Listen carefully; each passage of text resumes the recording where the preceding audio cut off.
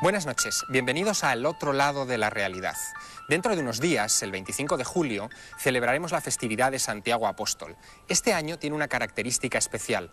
El Día de Santiago coincide con un domingo, lo que quiere decir que este 2004 es un año santo jacobeo. Esa circunstancia no volverá a repetirse hasta el año 2010. Sin embargo, eso no es óbice para que durante todo este tiempo los caminos que conducen a Santiago se llenen de peregrinos buscando la salvación del alma. O quizá no, quizás son simplemente turistas que por el morbo de lo sagrado comienzan a recorrer una ruta que lleva siglos abierta. El primer peregrino llegó a Santiago hace 1200 años. Hoy son 70.000 los que cruzan esos senderos hasta lograr el jacobeo. Queremos invitarles a ese viaje, que nos acompañen a la ruta de las estrellas, a la ruta del Camino de Santiago y descifrarles algunos de sus secretos, porque los peregrinos de la antigüedad, en vez de guiarse por las conchas azules y las señales que hoy adornan el camino, se guiaban, los antiguos, siguiendo las estrellas del firmamento. La Vía Láctea era la contrapartida celeste de ese Camino de Santiago. Y para hablar de ello, tenemos en nuestra mesa a un buen grupo de estudiosos y expertos. Algunos tan inclasificables como Fernando Sánchez Dragó. Buenas noches, Hola, Fernando. buenas noches, Javier. Muchas gracias por atender a nuestra invitación. Gracias a ti por invitarme. Fernando, viajero, escritor, premio Planeta, has estado en 74 países por lo menos. 83 ya. Ya 83. Ese dato está un poco desfasado. viejo. 83 países. Y una de las afirmaciones con las que me ha sorprendido esta noche es que el Camino de Santiago no comienza ni en Roncesvalles, ni en Somport, en Huesca, ni siquiera en Francia, sino que comienza en viajes. Bueno, yo en realidad, por ejemplo, yo cuando dedico este libro mío suelo poner una dedicatoria, incluso hoy me parece que a alguno de los presentes le he puesto una dedicatoria así, le digo, Compostela está dentro de ti y fuera de ti. Y también otra dedicatoria sería, el camino empieza en ti, pasa por Compostela, llega al Finisterre, llega al mar y vuelve a ti. Pero hace un par de años, recorriendo la India, descubrí algo que a pesar de haber descubierto yo la India, pues hace 30 o 40 años, no sabía. Y es que Ganges significa Vía Láctea. El Ganges nace en el Himalaya, en Gangotri, por ahí, no están las fuentes del Ganges, con lo cual realmente no es un disparate decir que el Camino de Santiago empieza en el Himalaya, va hacia oriente, hacia el Golfo de Bengala, siguiendo el curso del Ganges, que está esmaltado de peregrinaciones, llega incluso a Japón, donde una de las 4 islas principales del archipiélago japonés, la isla de Shikoku, se parece extraordinariamente a Galicia y es también la sede de una peregrinación de 365 templos que los peregrinos deben ir recorriendo a lo largo de varios meses. Y en cambio, hacia occidente, pues viene hacia España y llega a lo que en el mundo antiguo era el término del orbe, donde empezaba el Hades, la tierra de los muertos, el océano tenebroso, el Atlántico, ¿no? Así que recorre el mundo entero. Y esa es también la imagen de la concha jacobea. La concha jacobea son multitud de caminos que convergen en un solo punto, en una lez, donde converge el infinito, como hubiera dicho Borges. Hay, por tanto, una historia mágica del Camino de Santiago, que es el libro que Fernando ha publicado por estas fechas. Hay otro libro que también nos ha invitado a traer a otro invitado a esta mesa.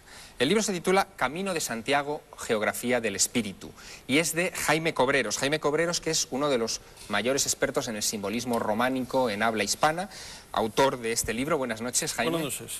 Jaime, en tu libro hablas de que existe un camino horizontal, pero también un camino vertical que conecta con las estrellas. Sí, efectivamente, el camino horizontal más o menos lo conocemos todos, hemos oído hablar abundantemente de él y lo hemos practicado, y junto a él y paralelamente a ello, aunque no parezca geometría, paralelamente al camino horizontal hay un camino vertical, que es el que recorre en su interior el peregrino, y que además tiene elementos en cada etapa y en cada paso del camino horizontal que le hacen progresar por ese camino espiritual, el camino vertical, de manera que pueda llegar hasta la meta, a la verdadera Compostela, no a la Compostela física que en este momento se nos exhibe. Tenemos también en la mesa a Marta Rivera de la Cruz. Buenas noches, Marta. Hola, buenas noches, Javier. Eres periodista, escritora, acabas de publicar un libro que se titula Grandes de España. Los Grandes de España, por cierto, también han acudido en algunas ocasiones a algunos trancos, algunos tramos del Camino de Santiago. Incluso en algunos casos, como Catalina de Aragón, tuvieron algún encuentro no muy agradable, ¿no? Pues no, porque Catalina de Aragón pasó por Santiago camino de Inglaterra, donde iba a casarse con Enrique VIII, entonces quiso escuchar misa en la catedral y quiso que se pusiera a funcionar para ella el botafumeiro, y entonces fue una cosa que solamente ocurrió en la historia 3 veces. En un momento dado el botafumeiro se desprendió, cruzó la nave, que se llenó de cenizas en ese momento, y alguien quiso ver un presagio negro en aquel acontecimiento, que efectivamente se cumplió. Se cumplió porque Catalina de Aragón terminó sus días muy mal. Muy desgraciada. También tenemos al autor de otro importante libro aparecido en estas fechas jacobeas en las librerías españolas, que es Un viaje mágico por el Camino de Santiago. Su autor es Mariano Fernández Urresti. Buenas noches, Mariano. ¿Qué tal, Javier? Buenas Has noches. recorrido en bicicleta el Camino de Santiago 3 veces. 3 años seguidos, sí. 3 años seguidos. Hablas de un viaje mágico por el Camino de Santiago porque el Camino de Santiago está lleno de hitos mágicos, independientemente de los religiosos, que probablemente se superpusieron después a los mágicos. Sí, esa es una costumbre de la Iglesia, ¿no? Cuando normalmente no puedes vencer al enemigo, pagano en este caso, pues te colocas en medio, como para que parezca que vienen a verte a ti, cuando realmente van a ver otra cosa. Y en mi opinión eso es lo que ocurrió en el Camino de Santiago y sigue ocurriendo. Para mí el Camino de Santiago es un camino de transformación. Tal vez, enlazando con lo que dice Fernando, es un coqueteo permanente con la muerte no física, aunque quizás en alguna ocasión parezca que también, sobre todo con la muerte interior. Y yo creo que en el tránsito del camino, en ese interín que dura 30 días aproximadamente, si se hace andando, un poco menos si se hace en bicicleta, lo que se va produciendo es una transformación del sujeto, si es peregrino y no turista, que finalmente pues tiene como resultado un paisano nuevo. Hablábamos de que el Camino de Santiago tiene conexiones estelares, cósmicas, con las estrellas. En ese punto vamos a abundar esta noche. Vamos a sumergirnos en esa mentalidad mágica, cósmica, estelar, de esa ruta que muchos de ustedes quizá vayan a recorrer en las próximas fechas. No es que queramos recomendarles que la recorran en un año que va a estar especialmente atestado el camino, pero sí, si lo hacen, y si lo hacen a partir de septiembre, les invitamos a que se detengan en un punto. Quiero presentarles una iglesia muy particular que van a encontrar en uno de esos trancos del camino, en uno de esos tramos. Es la iglesia de San Juan de Ortega, en Burgos. Está a 25 kilómetros de Burgos, muy cerquita de Atapuerca, al lado de esos célebres yacimientos arqueológicos, en las estribaciones de los Montes de Oca y a 515 kilómetros de Santiago de Compostela. En ese capitel que estamos viendo se produce en cada equinoccio, el 21 de marzo y el 21 de septiembre, un milagro, el llamado milagro de la luz. Un rayo de luz apunta justo en esa fecha hacia el capitel y durante 8 minutos va avanzando lentamente hasta iluminar la Anunciación, la escena de la Anunciación en que la Virgen, con las palmas puestas hacia afuera, recibe el rayo que la fecunda. Un simbolismo hermoso que había pasado desapercibido durante varios siglos, pero que en 1974 Jaime Cobreros, siendo un joven estudiante de arte, descubrió casi por casualidad. Me gustaría que me contaras esa historia, que nos contaras esa historia. Bueno, estábamos haciendo el camino, Juan Pedro Morín, mi amigo, Juan Pedro Morín, y yo, para preparar un libro que iba a ser el Camino Iniciático de Santiago. Entonces lo recorríamos ya distintas veces, para un lado, para otro, de etapas distintas, etcétera, y recalamos una tarde en San Juan de Ortega. San Juan de Ortega es una aldea prácticamente al pasar los Montes de Oca, la caída del Monte de Oca hacia Burgos. Tiene 6 o 7 casitas, algunas ya deshabitadas en aquel momento, estoy hablando de los años 70 y pocos, y había un párroco que curiosamente era casi ciego, don Miguel Alonso, que estaba, desde que salió del seminario, lo habían destinado allá. No había conocido prácticamente ninguna otra cosa. Este señor, ya muy mayor, nos abrió muy amablemente la puerta, nos estuvo enseñando, y casi al salir nos comenta, miren, en aquel, y además él decía, miren, y no veía, y señalaba, en aquel capitel de allá, he observado, cuando veía, que sucedían algunas cosas, como que el día de San José se iluminaba el capitel. Y le digo, don Miguel, ¿cuál se está refiriendo? ¿El de la Anunciación? Me dice, sí, el de la Anunciación.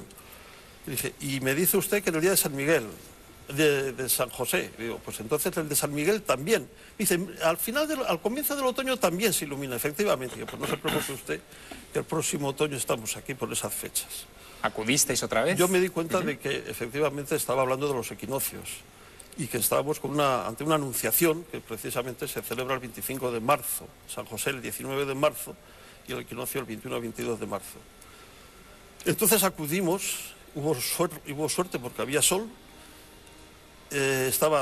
nos abrió amablemente, usted algo recordaba al bueno de don Miguel, y había un matrimonio madrileño que andaba por allí de casualidad que había caído.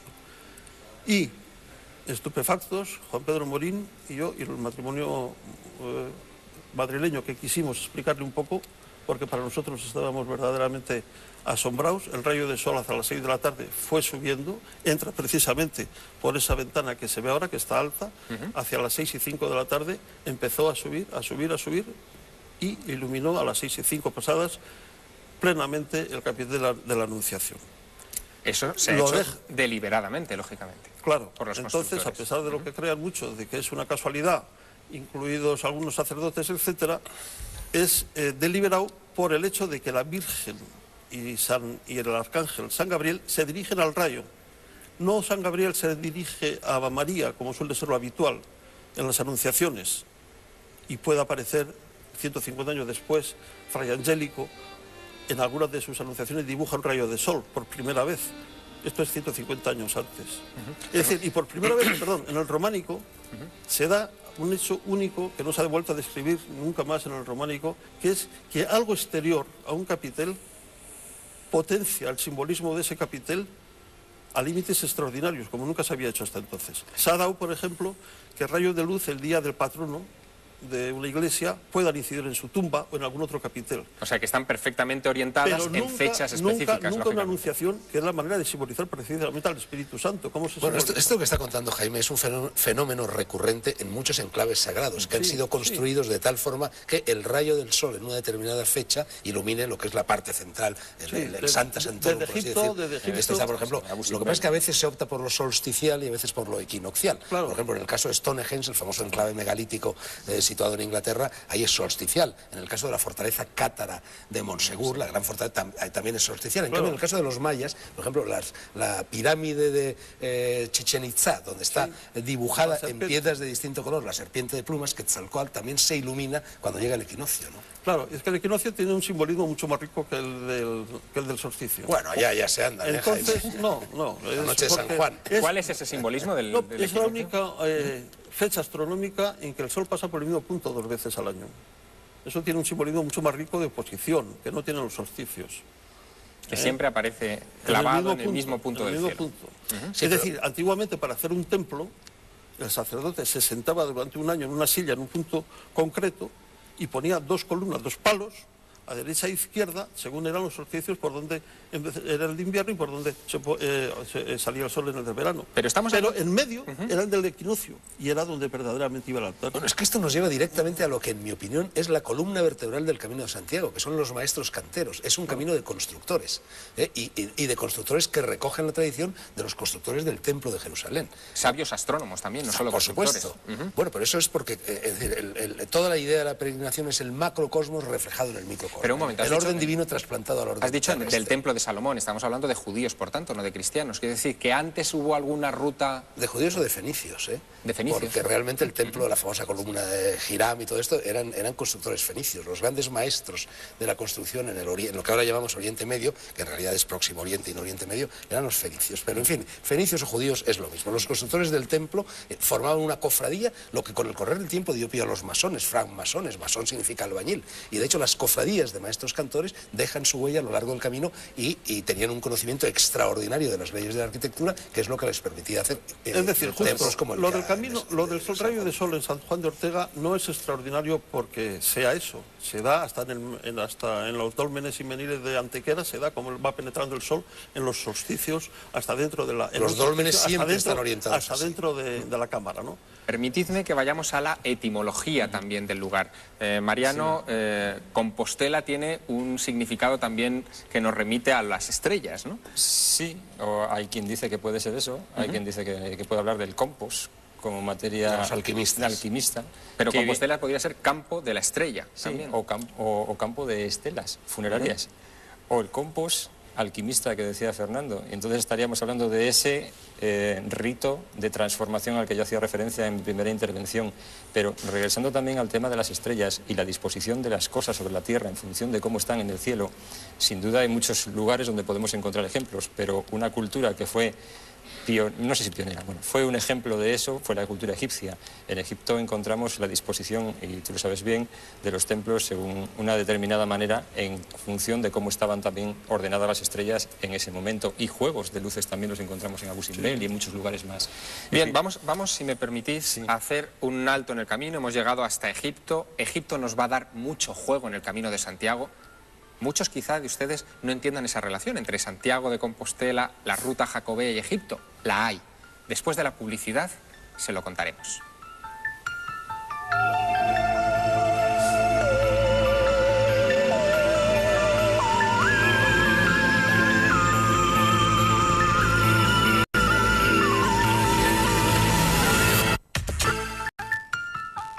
Retomamos nuestra andadura por el Camino de Santiago y sus secretos. Antes de la pausa publicitaria les hablábamos de la conexión extraña en apariencia entre el Camino de Santiago, la ruta jacobea y el antiguo Egipto. Pero hemos dejado sin explicar una cosa que es obvia y necesaria.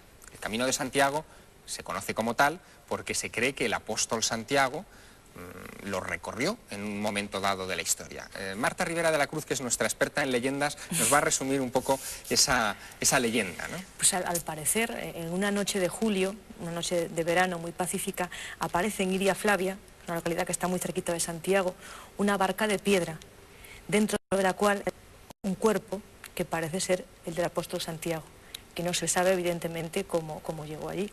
Y ese cuerpo se traslada a ese campo de estrellas, ese campus Stellae, que se supone que es Compostela. No se descubre en realidad los restos del apóstol Santiago hasta mucho tiempo después, ¿no? Se descubre en el... No, los restos no se descubren nunca. Ajá. Es decir, la leyenda de Santiago, de la venida del apóstol Santiago a España, se genera cuando pues un monje, un asceta, Pelayo, hombre del mar, es lo que es, pues tiene una visión en un castro sin importancia que estaba en el camino que iba de Iria Flavia a lo que luego sería Santiago de Compostela. Y entonces ve unas lenguas de fuego, una vez más las estrellas de las que estábamos hablando, oye unos cánticos como de trasmundo y hace una cosa rarísima. En lugar de pensar como piensan todos los gallegos, no sé, que ha visto la Santa Compaña o algo así, se va a la obispalía más cercana donde estaba el obispo Teodomiro y le cuenta esto. Y entonces el obispo Teodomiro decide que eso es una señal del Altísimo porque allí están enterrados los huesos del apóstol Santiago. Y así nace la leyenda. Tal vez habría que recordar que se redescubre, es decir, tuvo dos descubrimientos.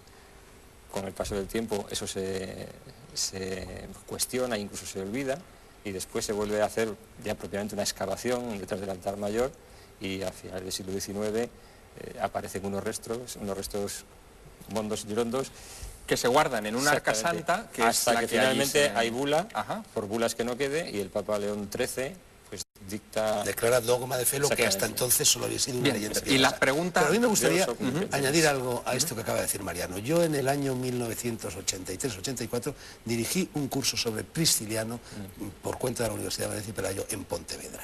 Y Prisciliano, este señor... Prisciliano, pues es un hereje cristiano, un hereje gnóstico, en la gran crisis del cristianismo en el siglo IV, digamos que el que capitanea la posibilidad de un catolicismo, de un cristianismo español ibérico, es Prisciliano, que es un hombre degollado a finales del siglo. Bueno, pues en ese momento me llama una marquesa, no puedo decir su nombre, supongo que ya habrá fallecido porque era bastante anciana, y me cuenta que su marido había estado presente cuando se abrió la cripta y dicen que allí le había contado a ella, su marido, que apareció una lápida donde decía aquí está enterrado Prisciliano. Y por orden del obispo esa lápida se destruyó. Muy curioso.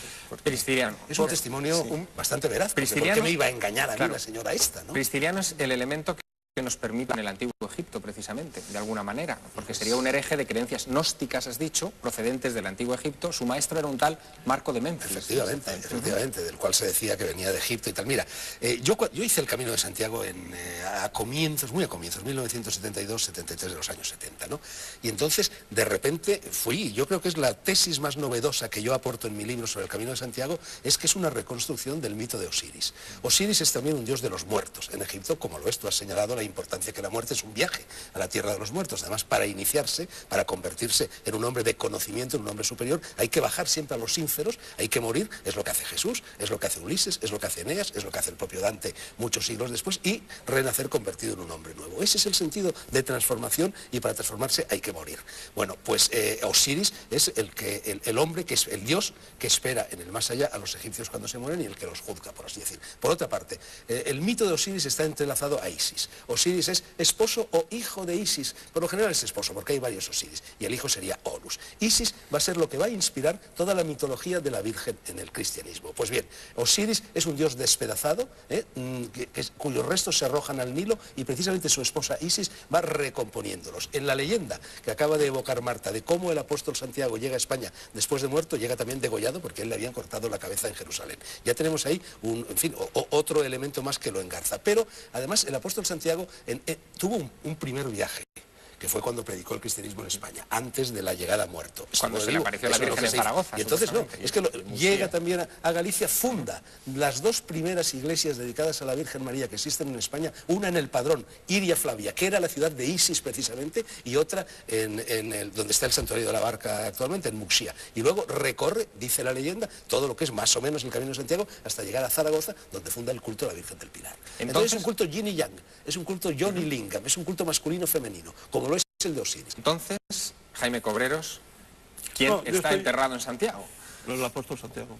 El apóstol Yo estoy Santiago. totalmente en desacuerdo con Jaime, todo, eso es con todo lo que imposible. decís. Por la sencilla razón, creo que hace falta... No, perdona, ha aparecido la tumba del apóstol Santiago en Jerusalén. Bueno, vamos a ver. Perfectamente datada y perfectamente investigada por los arqueólogos. No, de eso nada. De eso no hay Hace hecho 3 verídico. años ha aparecido. Lo que os voy a contar es sumamente serio y creo que merece un respeto en cuanto a que verdaderamente hay hechos científicos detrás. La cuestión es la siguiente. Nadie podrá demostrar que los restos que están allí son del apóstol Santiago. Nadie. Y posiblemente no se demuestren jamás. Como nadie podrá demostrar que es de Prisciliano. Y es falso que allí ponía lo de Prisciliano, de la señora esa que ya te he oído contar antes, Fernando, en otros sitios. No, no es verdad. No había ninguno. Se saben las personas que asistieron al desenterramiento de los 3 cadáveres. ¿Tres cadáveres? Atanasio, Teodosio y Santiago. Los 2 apóstoles, los 2 discípulos primeros que la acompañaron siempre y que también están hoy actualmente enterrados allí. Es decir, que la cuestión finalmente queda como... Entonces, perdona que sigo. ¿Cuál es la cuestión actualmente? Nadie podrá demostrar que uno de los restos, uno de los esqueletos corresponde al apóstol Santiago. ¿Por qué? Porque no hay pruebas científicas taxativas que lo digan. Se podría hacer algo, pero que desgraciadamente no se puede realizar. Si se llegan a conservar en Éfeso los restos de San Juan, se podía actualmente ver si el ADN de ambos eran de 2 hermanos. Desgraciadamente, a finales del siglo XVIII, XIX, no se sabe lo que pasó con el enterramiento en Éfeso, en la Basílica de San Juan. De San Juan, y desaparecieron y no se sabe en este momento dónde están. Vale, eso por un lado. Segundo, no hay nada de los descubrimientos arqueológicos que se han hecho en la Catedral Compostelana que estén de que no sea un enterramiento del siglo I, que hay tumbas del siglo I, II y III orientadas hacia la tumba del apóstol, tumbas que se supone de fieles, orientadas en dirección esa, que siguen hasta el siglo V esas tumbas, desaparecen en el VII y VIII, y en el IX vuelven a aparecer tumbas orientadas hacia el apóstol. Luego, se ve que el asunto viene de mucho más atrás. Bueno, hacia el apóstol o hacia Prisciliano. Claro, pero, Prisciliano bueno, era el gran héroe de la religiosidad gallega. 1000 años después de la muerte de Prisciliano, todavía la Iglesia tiene que llamar a concilio para desterrar lo que ella llamaba la herejía. Del siglo I, II y III. Te he dicho del siglo I, II y III. Ojo. Segundo, en este momento, por los descubrimientos arqueológicos que se hicieron en el 56, y cuando yo estaba estudiando en Santiago en el 70 y tantos, que se levantó toda la plaza de los literarios, se ha visto que, bueno, se descubrió una pequeña tableta de piedra con una leyenda que habla de una reina, no lupa, que habla de una reina. Un nombre en latín de una reina, que lo tengo por ahí escrito, lo podría citar. Y supongo que conocéis todos el descubrimiento de 1988, que es el más reciente, de una fenestrela. Una fenestrela es una piedrita pequeña que las tumbas de los cristianos se abrían dos agujeritos para que pudieran ver. Como una cuando tapa. se pensaba, no, como una cápsula un poco mayor de piedra, que se abrían dos cuando se querían venerar los restos de los que se pensaban santos, para que en algún momento dado se pudieran ver el cadáver o los restos que hubiera allí. Los demás estaban cerradas. Esas son las fenestrelas. Bueno, en una fenestrela que se descubrió en una inspección que se hizo a fondo otra vez en 1988, en Santiago aparece el nombre de Anastasio. Y los dos discípulos que acompañaron siempre en España a Santiago fueron Anastasio y Teodosio. Después de eso, os voy a citar, y por eso he traído esto, el libro, os voy a citar las palabras concretas para decir cuál es el estado de la cuestión actual. Con ese descubrimiento, este hallazgo, dice Monseñor Garracampos, que es el mayor estudioso, no sonrías. Sí, no, te digo porque lo tengo aquí, no sonrías, al señalar Fernando, memorias locales. termina de anular para siempre los planteamientos negativos. Nunca habrá nada positivo que pueda demostrar que aquello es... No quisiera ¿Me entrar en dejas una decir guerra de algo? No, citas. pero No, tengo, bien.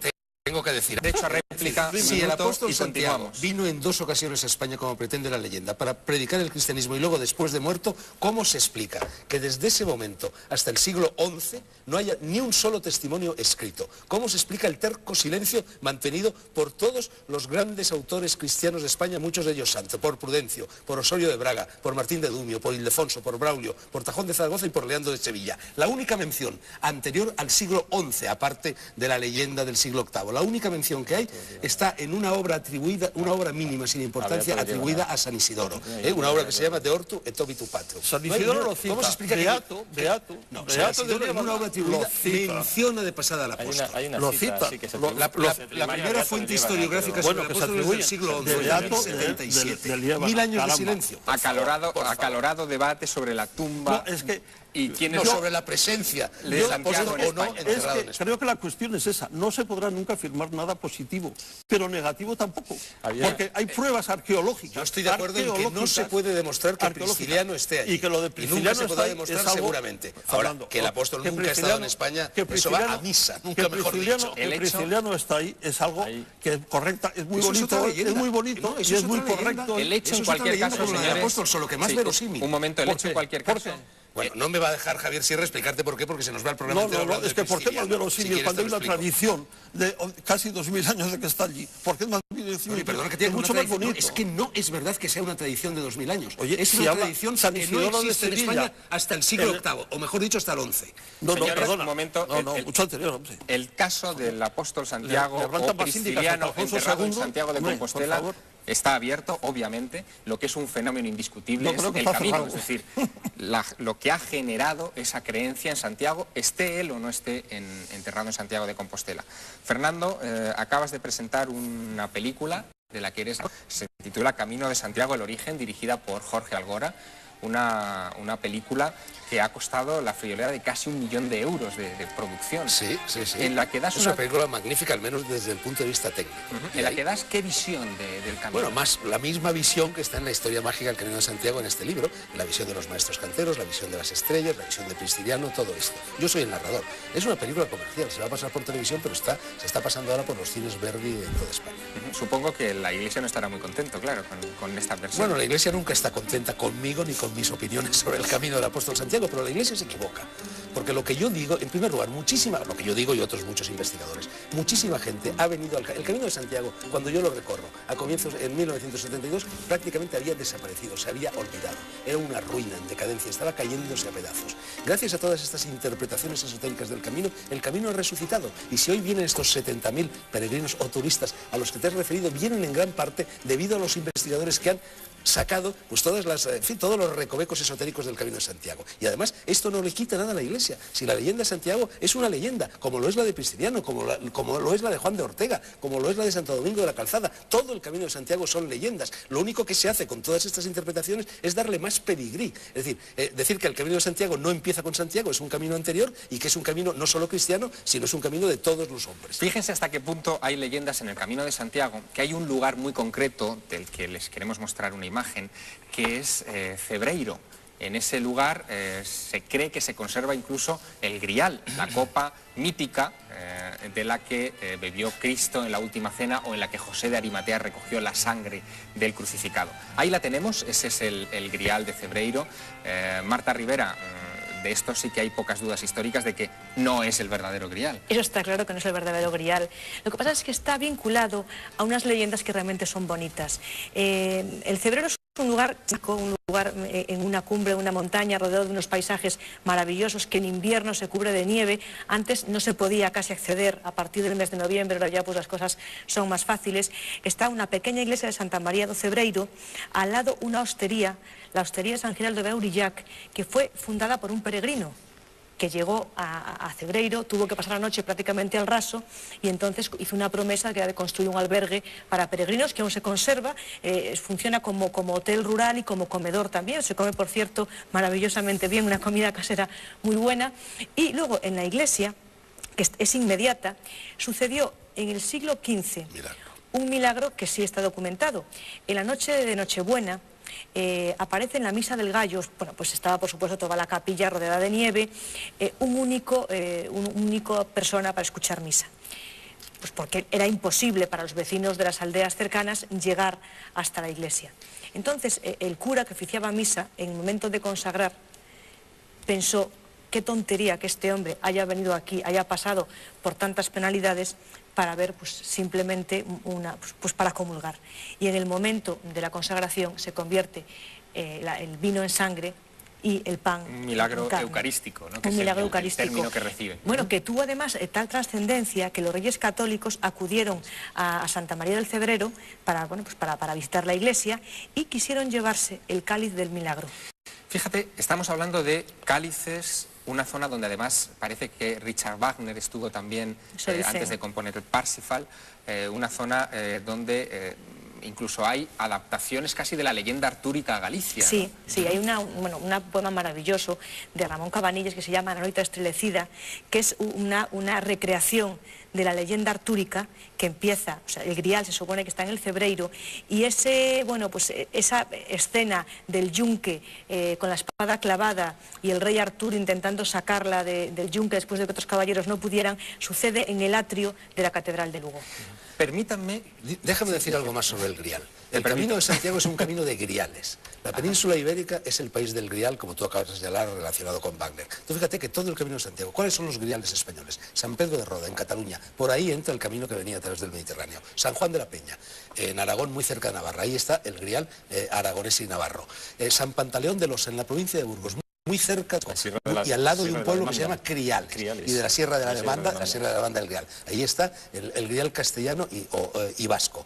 El Cebreros, del cual acabamos de hablar, y luego hay otro grial que es el que actualmente está en la Catedral de Valencia, que procede de Almería. En cierto modo, el mapa de las autonomías españolas es el mapa de los griales, que a mí es una cosa que me inquieta mucho, que me da mucho que pensar. Y una de las interpretaciones que se han dado del Camino de Santiago es que los templarios llegan al Camino de Santiago y ponen allí sus mojones, sus castillos, su policía del camino, por así decir, para defender los griales del acoso de la morisma, etc. De templarios precisamente quería hablaros y quería mostrarles a ustedes algo que hemos hecho en estos días cuando hemos recorrido el Camino de Santiago antes de hacer este programa. Quiero que viajemos a Villalcázar de Sirga, un pueblo que está a 40 kilómetros de Palencia, entre Fromista y Carrión de los Condes. Allí se conservan, entre otras muchas cosas, la talla de Santa María la Blanca, a la que canta Alfonso X el Sabio en sus cántigas, y en su interior encontramos incluso un sepulcro de un caballero templario. Le preguntamos al padre Ramiro Fernández Santos sobre algunas de las cosas que suceden o sucedieron en ese lugar, en Villalcázar de Sirga. Un nombre que ya en sí nos está hablando de un lugar templario, la villa y el alcázar, Villalcázar. Un lugar al que el padre Fernández nos da una explicación. Él investigó sobre este asunto y nos habla de su vinculación con los templarios, de la que no tiene ninguna duda. De esta iglesia de Villalcázar de Sirga o Vilesirga nunca se ha dudado. Siempre se ha tenido la certeza absoluta de que los templarios estuvieron aquí, de que esto fue parte del alcázar templario, y aquí es donde se desarrollaron pues muchas de las cosas que ellos pudieron tener. la razón de que ellos estuvieran aquí, pues ellos no se encontrarían. Yo pienso que quizá lo fundamental de hacer esto aquí fue por las condiciones que iba a tener el lugar, condiciones esotéricas, que si quitamos el esoterismo a las personas, pues las dejamos desnudas, no les queda nada. A lo mejor puede parecer un poco raro que lo pueda decir un sacerdote, pero es una realidad plena, sí. El hombre necesita tener una trascendencia, necesita creer en algo superior, en algo que está al filo de lo imposible, como que no existe, pero sin embargo es la agarradera que él tiene para que su vida se vaya realizando. El padre Ramiro es uno de esos personajes curiosos que nos podemos encontrar en el camino, cura, pero heterodoxo también. Él reconoce que en la iglesia de Villalcázar de Sirga hay ciertas energías. Él habla de energías telúricas, energías del suelo, energías con las que es mejor no enfrentarse. Pues aquí en la iglesia, efectivamente, esa serie de energías que existen y esas corrientes, todo ello, hacen que el hombre se encuentre mucho más a gusto. También una cosa muy clara que hay que tener, que en estos lugares, precisamente por esas connotaciones que tienen, si no se entra, o si se entra de mala forma, va a salir uno mal parado, va a salir en malas condiciones también, porque de alguna manera como que la iglesia quisiera no vengarse, sino decirle a uno que no se puede entrar así, que hay que tener un poco de cuidado con lo que se está haciendo.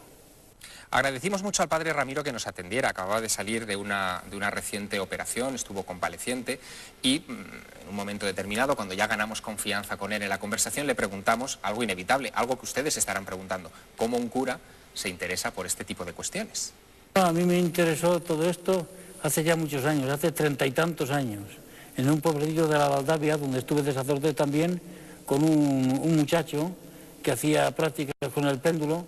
Y un día hablando con él, pues empezamos a charlar un poco, empezamos a hacer un poco de prácticas, escondíamos monedas y después a ver si las encontrábamos. Algunas se nos perdió porque no fuimos capaces de saber dónde las habíamos dejado, ni con péndulo, ni con varillas, ni con nada.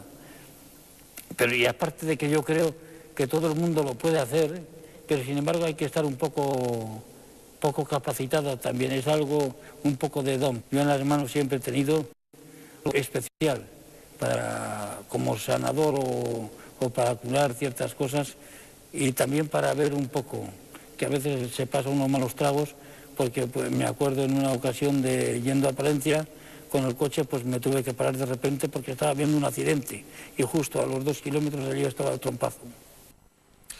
El padre Ramiro con su péndulo nos mostró que existía una corriente telúrica subterránea, de agua subterránea, justo delante del altar mayor. Incluso nos mostró un pozo que estaba ahí junto al altar mayor, que pudimos abrir, pudimos ver su interior. Efectivamente es uno de esos lugares todavía vivos de agua natural, de corriente de agua que está en esa iglesia y que según el padre Ramiro y según otros estudiosos de las energías de la tierra, de las energías telúricas, sirve para purificar toda esa negatividad que pueden llevar los peregrinos al lugar, que de esa manera se desagua por este lugar extraño dentro de una iglesia.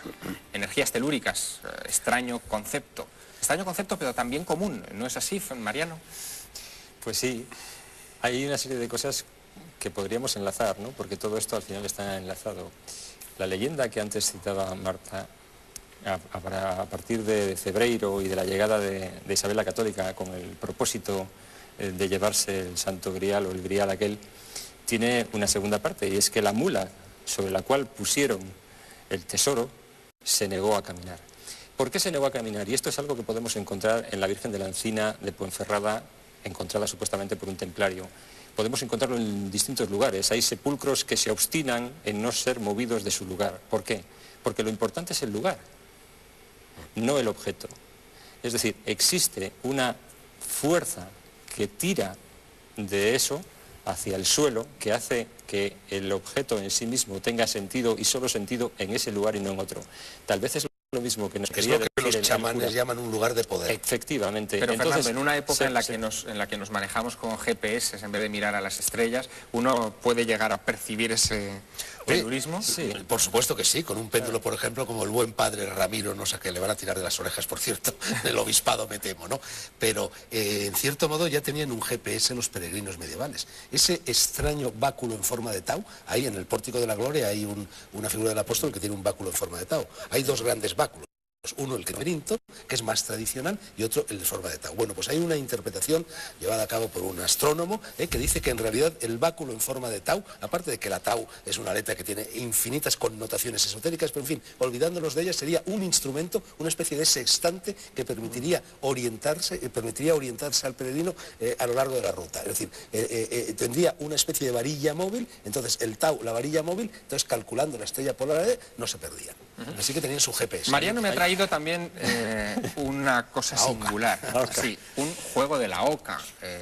Muchos de ustedes lo tendrán sin duda en casa o habrán jugado en su infancia con él. Lo que me sorprende de Mariano es que nos revela que el juego de la oca tiene algo que ver, o mucho que ver, con el camino, ¿no? La Vía Láctea es una especie de laberinto, lo mismo que el juego de la oca. O yo diría que el Camino de Santiago es un juego de la oca enderezado, y a lo largo del itinerario telúrico, de ese raíl telúrico, vamos topándonos con una serie de pruebas que van transformando a esa persona, a ese peregrino, hasta convertirle, después de una muerte simbólica en la casilla 58, que correspondería tal vez al sepulcro de quien sea, en Compostela, le transformaría en una nueva persona. Casilla 58, que es una calavera con unas tibias debajo, casi un símbolo pirata, ¿no? 5 y 8 es el número 13, que corresponde en el tarot a la carta de la muerte. Y a lo largo del itinerario vamos encontrando... que la carta de la muerte en el tarot no es símbolo de muerte, no, sino es símbolo de transformación. Y vamos encontrándonos pruebas. Antes hemos visto al párroco de Villasirga. La leyenda dice que la Virgen Blanca de Villasirga hacía muchas cosas, pero casi todas tenían que ver con curaciones referidas a la vista. Curaba la vista a los ciegos, es decir, les abría los ojos. A lo largo del camino vamos encontrando señales que nos abren los ojos a una nueva realidad. Realidad última y maravillosa si somos capaces de interiorizar todo eso que vamos y superamos la casilla 58. Jaime Cobreros ha dedicado buena parte de sus obras a hablarnos del simbolismo del Camino de Santiago. Todos estos símbolos, ¿cómo deben entenderse? Es decir, alguien del siglo XX acostumbrado a leer en los periódicos y no a leer en los capiteles, ¿cómo puede comprender esas señales en el camino? Vamos a ver, el Camino de Santiago no solo reúne símbolos, sino que reúne el corpus simbólico, reúne mitos, reúne ritos y reúne símbolos. Entonces, y cuando hablo de mitos, ritos y símbolos, no estoy hablando de irrealidades o de cosas figuradas, estoy hablando en el fondo de la realidad última, porque todo mito, todo rito, todo símbolo conduce a la última realidad, al principio, a lo que se escribe con mayúscula, realidad y principio. Por tanto, algo que entra por los sentidos, como puede ser el símbolo, traspasa las distintas órdenes de la realidad hasta llegarnos a la última. Ese es el valor del símbolo, que nos pone en contacto con la última realidad, con las verdades trascendentes, con las verdades supremas. El rito, que viene a ser un símbolo en acción, y en el Camino de Santiago ahí todavía se conservan algunos, desgraciadamente se han perdido otros, como las vueltas, el deambular alrededor de la tumba del apóstol, la cruz de ferro con la llevada de piedras, que se repiten en otra serie de peregrinaciones como la de la Meca, etc. Todo eso son ritos que nos están hablando también de una trascendencia. Y luego está el mito del apóstol, que cuando digo mito, vuelvo a repetir, no estoy hablando de una irrealidad o de algo imaginado, sino estoy hablando de la realidad última, cuando el mito del apóstol concuerda perfectamente con muchas cosas de las que ha dicho Fernando, solo que a otro nivel superior, y con las que habéis dicho todos los demás también, solo que a otro nivel. Por tanto, el camino nunca puede ser ajeno a ese denominador común de todas las simbologías, porque el símbolo es universal, de todas las mitologías, porque el mito es universal, de todos los ritos, porque el rito, en el fondo, cuando es verdadero, es universal. Es decir, que solo que tiene otra trascendencia. No hace falta, por lo tanto, hablar latín o hablar castellano, da igual la lengua que se emplee, porque eso va directamente al corazón. Es la lengua de los dioses, como decían los antiguos, el símbolo, porque no se puede, expresa lo inefable, lo que no tiene fabla. Estamos en los instantes finales de nuestra tertulia. Yo quisiera, en cualquier caso, señalar algo, y que lo subrayaras, Fernando, que es importante, y es que el Camino de Santiago no termina en Santiago.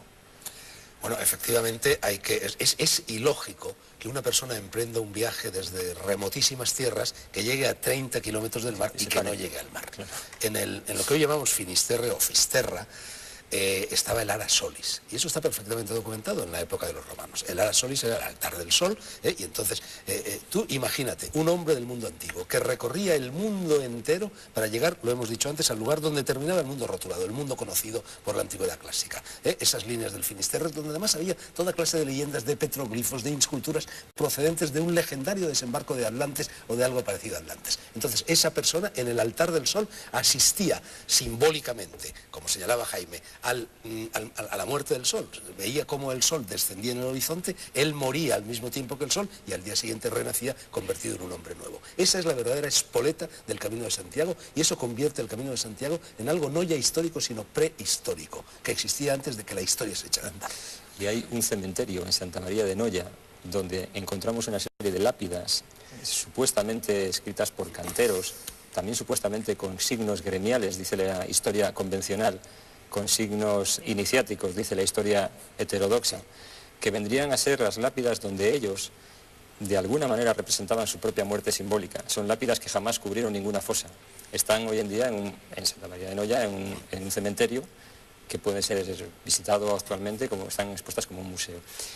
Yo diría que es una prueba más de sabor egipcio que tiene todo esto, porque en última instancia el caminante o el hombre que hoy lo hace en bicicleta o a caballo, como fuera, al final llega a la Amenti, el Amenti de los egipcios. El más allá. El más allá.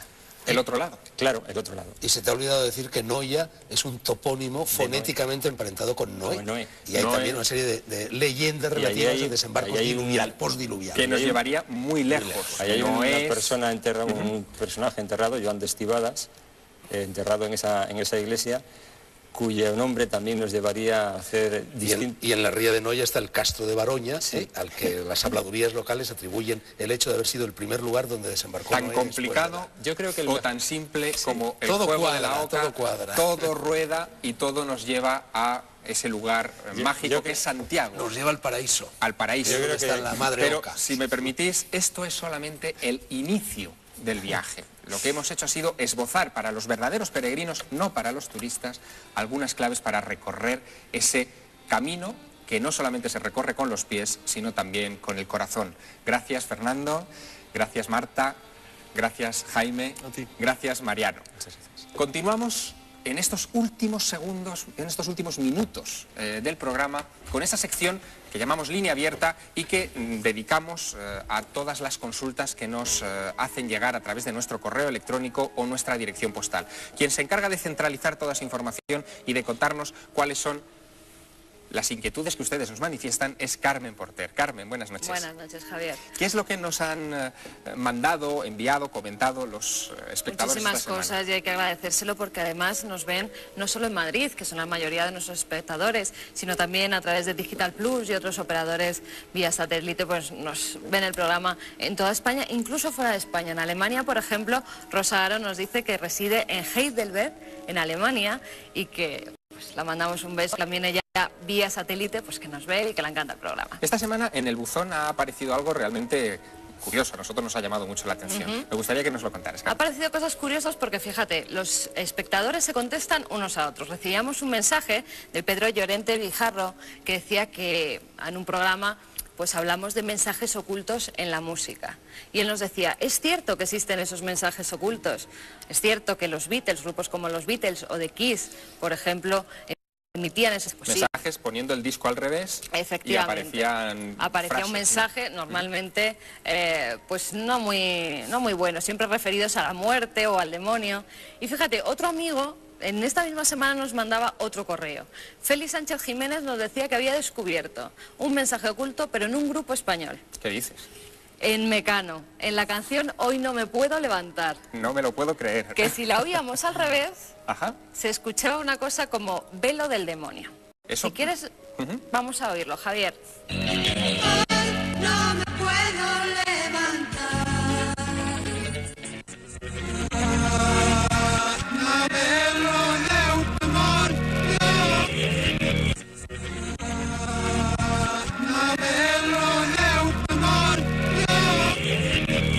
Hace falta ser retorcido, ¿no?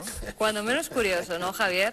Hemos cumplido bien los deberes y nos hemos ido a ver al biógrafo de Mecano, a Javier Adrados. Y si quieres vamos a ver lo que él opina de estos mensajes ocultos pues en canciones tan conocidas como Hoy no me puedo levantar. Escuchémosle. Bueno, pues al oír Hoy no me puedo levantar, dado la vuelta, he tenido la sensación de oír algo de Mecano que nunca había oído. La verdad que me ha sorprendido, pero yo pienso que es una casualidad. Creo que la canción responde a lo que responde la inquietud de un chaval de 17 años que no se podía levantar tras un fin de semana. Creo que lo más provocado de la canción era pues que en un momento de la sociedad, en ese momento era cruel decir todo aquello, pero lo del demonio creo que es una casualidad. Resaca diabólica, Carmen. Sí, algo así. Hoy no me puedo levantar y el velo del demonio por ahí en medio. Bueno. ¿Qué más nos cuentan? Vamos a pasar a otro espectadores? tema. Mariano Ríos está muy interesado en que dediquemos un programa a Egipto. Hoy ha salido a relucir aquí ese magnífico país y él nos pide pues que hablemos de los secretos que guardan las pirámides, también de la relación con seres extraterrestres, es lo que nos dice él, y su orientación si se identifica la constelación de Orión. Bueno, es cierto que las pirámides tienen una conexión con la constelación de Orión, que reflejaban en la Tierra aquello que veían en el cielo. Mariano Fernández Urresti nos hablaba de la mente y del más allá. La puerta al más allá eran las 3 estrellas centrales de la constelación de Orión, que estaban alineadas con algunos pasadizos o algunas galerías pequeñas en la pirámide.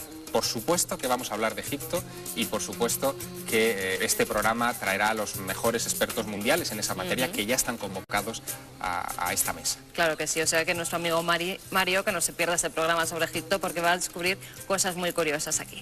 ¿Quieres que demos las formas de contacto, Javier? Por favor, adelante. Hay un mail que es el otro lado de la realidad @telemadrid.es, o si quieren enviarnos pues una carta con sus psicofonías, con sus fotografías extrañas. También pueden hacerlo a El otro lado de la realidad, Telemadrid, Paseo del Príncipe número 3, 28223, Pozuelo de Alarcón, Madrid. Gracias, Carmen. Gracias a ti, Javier.